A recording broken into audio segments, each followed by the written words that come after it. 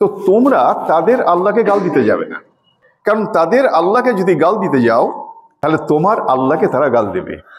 এত সুন্দর কথা একমাত্র আল্লাহ পাকই বলতে পারেন। আখিরাতের একটা দিন দুনিয়ার 1000 দিনের সমান। না, হযরতে ইসরাফিল আলাইহিস সালাম দাঁড়িয়ে আছেন, যখন ফুঁকটা দেওয়া হবে তো প্রথম ফুঁকেই পৃথিবীর যত মানুষ, জীব জন্তু যা কিছু আছে সমস্ত সবকিছু আল্লাহ পাকের যা সৃষ্টি আছে সমস্ত সৃষ্টি ভেঙে চুরে চুরমার হয়ে যাবে। 50,000 বছর ওখানে দাঁড়িয়ে থেকে যার যেরকম আমল আছে, কারো পায়ের গিটা পর্যন্ত ঘাম, হাঁটু পর্যন্ত, মাজা পর্যন্ত, বুক এই পর্যন্ত, মানুষ সবাই শুধু দাঁড়াবার জায়গাটুকুই পাবে, কারুর ঘামের সাথে মিশবে না, তার আমল মোতাবেক তার জায়গাটা সে থাকবে। সে কারণে বলা হয়েছে কথা যে আখিরাতে হিসেবের দিনে, কিয়ামতের দিনে যদি ঘামতে কম চাও তো পৃথিবীতে বেশি করে ঘেমে নাও। পৃথিবীতে যার বেশি ঘাম হবে ইবাদত করতে গিয়ে, ওখানে তার ঘামটা কম হয়ে যাবে। আল্লাহ পাক হুকুম করেছেন, কিন্তু আল্লাহ পাক এই হুকুম করেননি যে কোনো মুসলমানকে বা কোনো অমুসলমানকে মেরে ধরে মুসলমান বানাও। আল্লাহ পাক এটা বলেননি। আসসালামু আলাইকুম।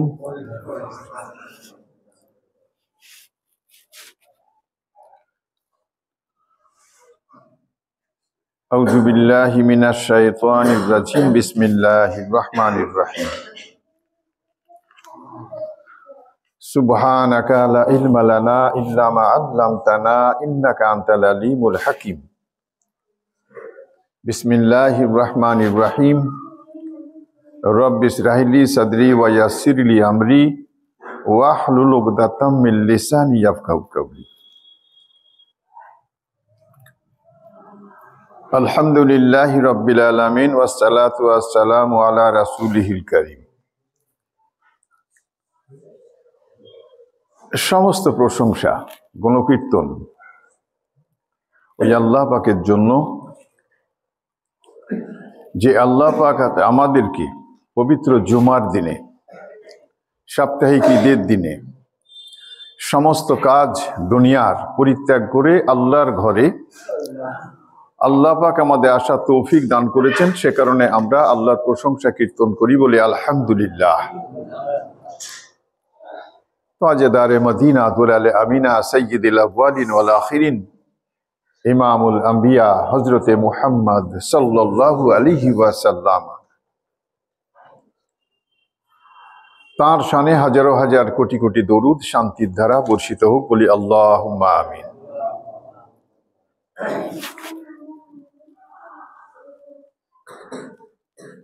আজকে ইংরেজি মাসের 13 তারিখ, আরবি মাস জামাদি ওসানি তারাজ 10 তারিখ। হাতে গুনতি মাত্র কয়েকটা দিন, আর সেদিনকে রোজা করলাম, আবার রোজা চলে আসলো। ইংরেজি 2 তারিখ থেকে মার্চের যত সম্ভব রোজা শুরু হবে, আর আরবি মাসের আজকে যদি 10 তারিখ হয়ে যায় তো পরের মাস হচ্ছে রজব, তারপরের মাস হচ্ছে শাবান, তারপরের মাসে রমজান, আর ডিসেম্বর চলে যাবে, জানুয়ারি ফেব্রুয়ারি যাবে, মার্চের থেকে রমজান। কিভাবে চোখের পলকের মতন দিন শেষ হয়ে যাচ্ছে। সেদিন রোজা করলাম, এগুলো ভাবি আমরা।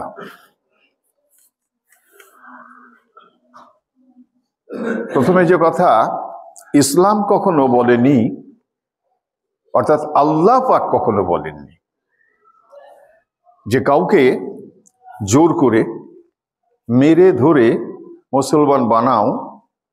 আল্লাহ পাকে কথা বলেনি কখনো। আবার হেদায়েতের চাবিকাঠিটা আল্লাহ পাক নিজের হাতে রেখেছেন। যদি হেদায়েতের চাবিকাঠি আল্লাহ পাক নবীদের হাতেও দিতেন, তাহলে যে নবীকে লালন পালন করেছেন আব্দুল মুত্তালিব, আবু তালিব, তো এরা ইসলাম গ্রহণ করে ফেলতে পারত।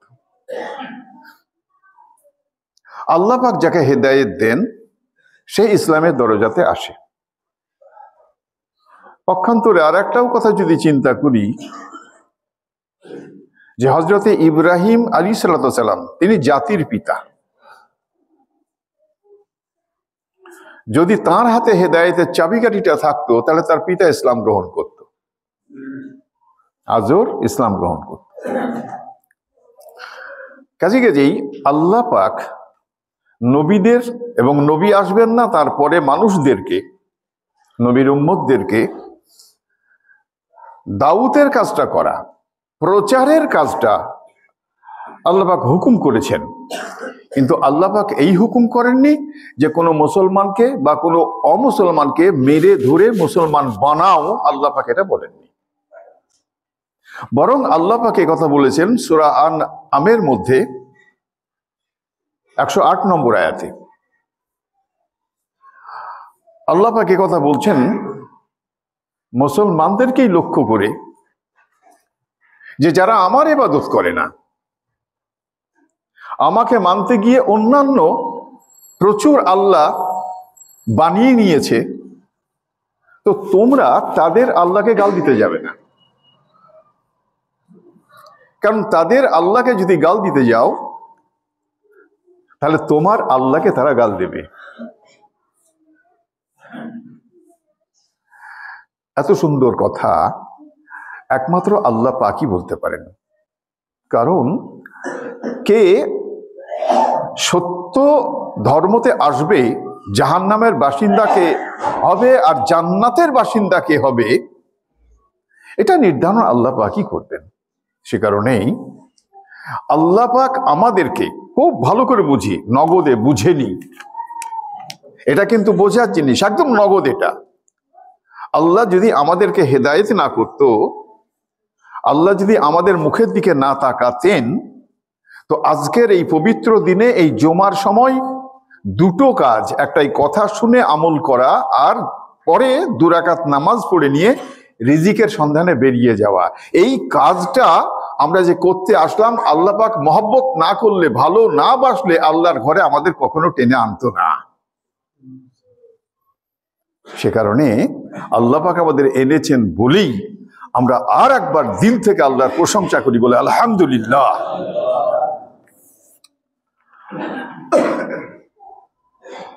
যে সূরা ফাতিহা একটু ভালো করে বুঝি, যে আমরা কতগুলো 7টা আয়াত পাঠ করতে গিয়ে কতগুলো কথা বলি। আজকে 6 জুম্মায় পড়েছি, আজকে বলবো তাও ছেড়ে দিলাম সবগুলো। আলহামদুলিল্লাহি রাব্বিল আলামিন বলেছি আর রহমানির রাহিম বলেছি, এই দুটো করতে 5 জুম্মা লেগে গেছে। তাহলে আমরা এই 7টা আয়াত পাঠ করতে গিয়ে কত কথা বলি যে আমরা জানি না। তাফসীরটা চলছে তাই জানতে পারছি, এটা ভালো করে জেনে নিই। তো হাদিস কি বলেছিলাম, হযরতে আবু হুরায়রা রাদিয়াল্লাহু তাআলা আনহু থেকে, মুসলিম শরীফের হাদিস, যে আমরা যখন সকলে বলি আলহামদুলিল্লাহি রাব্বিল আলামিন, আলহামদুলিল্লাহ যখন বলি, তখন আল্লাহ পাক কি বলেন, দেখো দেখো আমার বান্দা আমার প্রশংসা করছে। ফেরেশতাদেরকে ডেকে সাক্ষী করেন, দেখো আমার এই বান্দা, এরা আমার প্রশংসা করছে। আর রহমানির রাহিম আমার মহত্ব বর্ণনা করছে। আর মালিক ইয়াউমিদ্দিন যখন বলি, তখন আল্লাহ পাক ফেরেশতাদেরকে ডেকে বলো, দেখো আমার বান্দারা আমার গুণগান করছে। তো আজকে আমরা গুণগান করব। মালিক ইয়াউমিদ্দিন খুব গুরুত্বপূর্ণ, রহস্যপূর্ণ। যদি আল্লাহর কি পরিকল্পনা এগুলো যদি ডিপলি ভাবা যায়, তো যে ভাববে তো সে কখনো আর এই মন্দ কাজের মধ্যে জড়িয়ে থাকবে না। সে সর্বক্ষণ তার দ্বারাতে যতটুকু হবে সে ভালো কাজটাই করবে, মন্দের দিকে কখনো এগোবে না। শুনি আজকের কথাগুলো। তো আল্লাহ পাক বললেন কি, মালিক ইয়াউমিদ্দিন। আমরা নামাজে বলি, এ মালিক কাকে বলে? মালিক 2 প্রকার। একটা হচ্ছে দুনিয়ার মালিক। দেখবেন যখন আমরা সূরা নাস পড়ি, কুল আউযু বিরাব্বিন নাস মালিকিন নাস, এই মালিক আর এই যে মালিক ইয়াউমিদ্দিন, এর মধ্যে ফারাক আছে।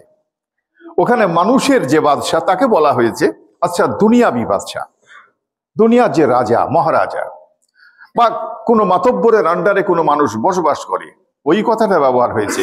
আর এখানে এমন মালিকের কথা বলা হচ্ছে যে মালিক সৃষ্টি করতে পারে, যে মালিক যেটা করতে পারেন তো অন্য মালিক সেটা করতে পারে না, যে মালিক স্রষ্টা, যে মালিক খেতে দেন, যে মালিক পড়তে দেন, যে মালিক জান দান করেছেন, যে মালিক চোখ দান করেছেন, যে মালিক শরীরের সমস্ত অঙ্গ প্রত্যঙ্গ দান করেছেন, যে মালিকে মানুষকে বাঁচিয়ে রাখার জন্য অক্সিজেনের ব্যবস্থা করেছেন, যে মালিক গাছ মাটির থেকে ফুটিয়ে গাছকে বের করেন, ধান গাছ বের করেন, গম গাছ বের করেন, এই হচ্ছেন মালিক। তো এই মালিক দুনিয়াতে পাঠিয়েছেন কি করতে? কিছু কাজ আছে। একটা জিনিস খুব ভালো করে মনে রাখতে হবে যে আমরা অনেক সময় একটা ভুল করে বসি যে দুনিয়াতে আল্লাহ পাক কাউকে হয়তো অনেক মাল ধন দান করেছেন, আমরা ভেবে বসি যে এ হয়তো আল্লাহর প্রিয় পাত্র। অনেক মানুষ খেতে পায় না, খুব গরিব, আমরা হয়তো ভেবে থাকি যে আল্লাহ একে একদমই পছন্দ করে না। এই দুটো ধারণাই 100 ভাগের 100 ভাগই ভুল। কাউকে আর্থিক ক্যাপাবিলিটি আল্লাহ দান করেছেন, তো আল্লাহ পরীক্ষার জন্য দান করেছেন। আমি যে ওকে দান করেছি ও কোন রাস্তায় হাঁটছে, ঠিক থাকছে না বেঠিক থাকছে, এটা পরীক্ষা। একটা গরিব মানুষ খেতে পাচ্ছে না, তো খেতে না পেয়েও আমাকে ডাকছে না আমার উপরে গুঁসা করছে, আমি দেখি আল্লাহ পাক সব পরীক্ষা করেন। এগুলো কাউকে ভালোবাসা আর কাউকে ভালো না বাসা, এটা এই জিনিস নয়। কিন্তু আমরা যত কোরআন ঘাঁটবো, যত তফসির ঘাঁটবো, যতই ব্যাখ্যাগুলো পড়বো, ততই জ্ঞানের দরজাতে যাব। আর আমি যদি টোটালি পড়াশোনা না করি, আর টোটালে পড়াশোনা না করেও যদি কথাগুলো কোনো জ্ঞানী মানুষ যারা পড়াশোনা করে তাদের কাছ থেকে না শুনি, তো জ্ঞান অর্জন করতে কখনোই পারবো না। জ্ঞান অর্জন করার দুটো রাস্তা, এক হচ্ছে নিজে পঠন পাঠন করতে হবে, আর তা যদি না হয় তো যারা পঠন পাঠন করে তাদের কথা শুনতে হবে। এর বাইরে নয়, এর বাইরের যে কাজ সেগুলো করা যাবে না, এবং শুনে সেইভাবে আমল করতে হবে। বোঝা গেল যে মালিক কে? যিনি সর্বস্ব, যিনি সৃষ্টি করেছেন, সৃষ্টি করতে পারেন, যিনি আবার ভাঙতে পারেন, আবার করতে পারেন, যিনি চাঁদের সৃষ্টি করেছেন, যিনি সূর্যের সৃষ্টি করেছেন, আসমানকে যিনি ঝুলিয়ে রেখেছেন, তিনিই হচ্ছেন মালিক। দিনটা কি? প্রতিদান দেওয়ার যে দিবসটাকে বলা হয় দিনটাকে, সেইটা হচ্ছে দিন, অর্থাৎ মালিক ইয়াউমিদ্দিন। প্রতিদান দেবেন যে আমি দুনিয়াতে কর্ম করেছি, যে কারণে আমি দুনিয়াতে এসেছি, সেই কর্ম আমার দ্বারাই কতটুকু হয়েছে, সেই কর্মের বিনিময়ে আল্লাহ পাক কি কর্মফল দেবেন, সেই দিনটার নাম হচ্ছে মালিক ইয়াউমিদ্দিন।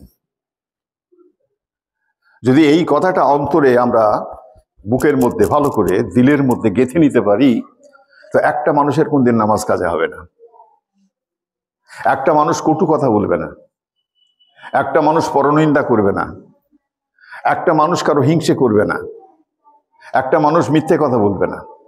যদি জ্ঞানটা নিতে পারি, যদি আমার মধ্যে সেটুকু না নেওয়া যায়, জানতে হবে আমার কমতি আছে, ভুল হচ্ছে কোথাও। তো সেই দিনে আমার কর্ম কি আছে, কি হবে? প্রথমেই বলি একটা কথা, আল্লাহ পাক কোরআনের মধ্যে বলেছেন যেদিনকে আমি ওই দিনটা প্রতিষ্ঠিত করব, অর্থাৎ মালিক ইয়াউমিদ্দিন, কিয়ামতের দিন, প্রতিদান দিবস, তোমাদের কর্মফল কি তোমাদের আছে তার যে প্রতিদান দেব, সেই প্রতিদান যেদিনকে দেব সেদিনটা কেমন হবে জানো? একটা দিন হবে 50,000 বছরের মতো।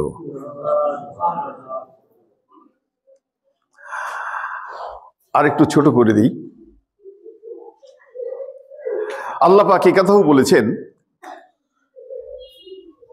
যে আখিরাতের একটা দিন দুনিয়ার তোমাদের 1000 দিনের সমান। আখিরাতের একটা দিন দুনিয়ার 1000 দিনের সমান। তাহলে দুনিয়ার যদি 1000 দিন হয় আর কিয়ামতের দিনটাই যদি 50,000 বছর হয়, তাহলে কি হবে? 50 দিন হচ্ছে। তো আল্লাহ পাক 50 দিনে এই বিচার পর্ব শেষ করবেন। তো 50 দিন আল্লাহ পাক তো ইচ্ছা করলে অত সময় লাগে না। আর এই দুনিয়াতে কতগুলো লোক আছে, তো এদের বিচার করতে এত সময় লাগবে কেন? দেখবেন সূরা তালাকের শেষ আয়াতের মধ্যে একটা খুঁজে একটা জিনিস পাওয়া যায় যে আল্লাহ পাক যেমন আমাদের সময়ে হযরতে আদম আলাইহিস সালাম, পৃথিবীর বয়স কত? 8,500 বছর। কোন কোন বৈজ্ঞানিকরা কথা বলেন যে কোন জায়গায় একটা হাড় যদি মাটির নিচে পেয়েছেন, তো হাড়টা পরীক্ষা নিরীক্ষা করে বলছে যে এটা কি একদিন দুদিন নয়, এটা 2-4 লাখ বছরের, 40 লাখ বছরের আগের। এখান থেকে প্রমাণ হয় যে যেমন আমাদের হযরতে আদম আলাইহিস সালামকে তৈরি করেছেন, তো আল্লাহ পাক এর আগেও এরকম আদম তৈরি করেছেন। এত নবী এসেছে, হযরতে মুসা আলাইহিস সালাম, আল্লাহ পাক এর আগেও হয়তো এরকম মুসা নবী তৈরি করেছেন। এ কারণেই তাফসীরের প্রথমেই বলেছিলাম, কোন সাহাবা বলছেন 40,000, কোন সাহাবা বলছেন 80,000 জগতে এত জগৎ ছিল, তো এই এত জগতের সবাইকে একত্রিত করা হবে। একত্রিত করার কথা 2-1টা বলি, তাতেই সময় শেষ হবে। দুনিয়া ধ্বংস করার পরিকল্পনা আল্লাহ পাক কিভাবে নিয়েছেন? হযরতে ইসরাফিল আলাইহিস সালাম সিংহাটাকে নিয়ে দাঁড়িয়ে আছেন। এই কবে থেকে, যেদিন দুনিয়া সৃষ্টি হয়েছে সেদিন থেকে দাঁড়িয়ে আছেন। কেন দাঁড়িয়ে আছেন? আল্লাহ পাক কখন হুকুম দেবেন আর আমাকে ফুঁকটা মারতে হবে। বলছেন এ কথা যে এখনো সেই সময়টা এসে গেছে, কিন্তু একটু সময় আছে। সমস্ত মোজেজা যতগুলো আমি এর আগেও বলেছিলাম যে প্রচুর ছোট ছোট মোজেজা, তা তো এসে গেছে। 10টা মোজেজা এখনো আসেনি। আর এই 10টা মোজেজার মধ্যে শেষ মোজেজা যেটা হবে, পশ্চিম থেকে সূর্য উঠবে আর দাব্বাতুল আরদ, একটা পশু পাহাড় ফেটে গিয়ে বেরিয়ে আসবে। আর সেই পশুটা আসবে সাফা মানে পর্বত থেকে, যেটা আমাদের কাবা ঘর আছে যেখানে, তার ডান সাইডটাতে এইদিকে আর কি, এদিকে সাফা আর এদিকে মারওয়া। ওইখানে ছোটাছুটি করতে হয়, ওমরা করতে গেলেও করতে হয় আর হজে করতে হয়, এটা ওয়াজিব, এটা না করলে হবে না।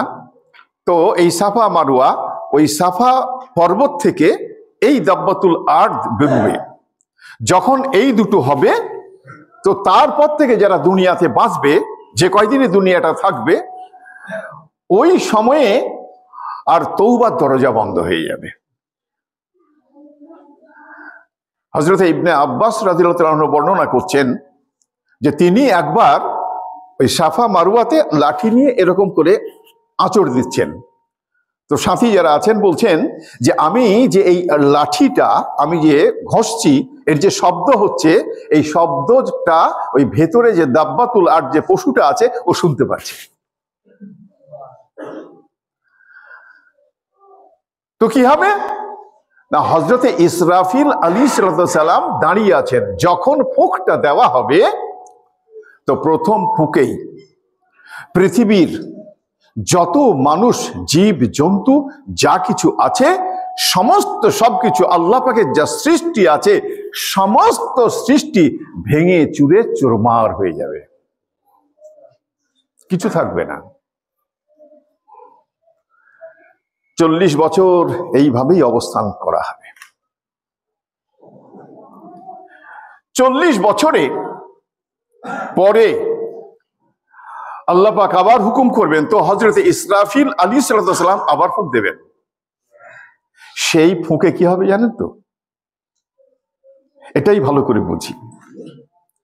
এই ফুঁকে যে যেখানে আছে তার সমস্ত সবকিছুগুলো এক জায়গায় জড়ো হবে, মাটির সঙ্গে মিশেছে, সব বেরিয়ে আসবে। একটা কথা মনে রাখবেন, খুব ভালো করে দিলের কান দিয়ে শোনেন, অহংকার থাকবে না যদি এই বিদ্যাটা আমি নিতে পারি আর কি। শুধু আপনার দেহে কি আছে? যেটা আপনার মায়ের গর্ভের থেকে দুনিয়াতে পড়েছিলেন ওটা হচ্ছে অরিজিনাল বডি। তারপরেরটা কি আছে? এই দেহের মধ্যে ভাত আছে, রুটি আছে, গরুর গোশত খেয়েছেন তা আছে, ছাগলের গোশত খেয়েছেন তা আছে, মুরগির গোশত খেয়েছেন তা আছে, এগুলো সব আছে এই দেহের মধ্যে।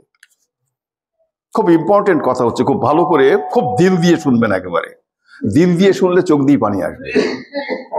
সব এর মধ্যে ভরা আছে। তো দ্বিতীয় ফুৎকারের পরে যেখানে যা আছে, এমন হতে পারে যে একটা মানুষ হয়তো কেউ মারা গেছে, ট্যানটা কোথায় পড়ে আছে অ্যাক্সিডেন্ট হলে, আর একটা তার মাথা কোথায় পড়ে আছে, কিন্তু সেদিনকে আল্লাহর হুকুমে সমস্ত মাটি ঘুরতে থাকবে, আর যে যেখানে যা কিছু আছে সমস্ত সবকিছু হয়ে যে যেমন করে, যেমন প্রথমে তার জন্ম, কোরআনে কথা বলেছে যে যখন তোমার প্রথমে জন্ম হয় আমি ঠিক সেভাবে কিয়ামতের মাঠে তোমাদেরকে তুলব।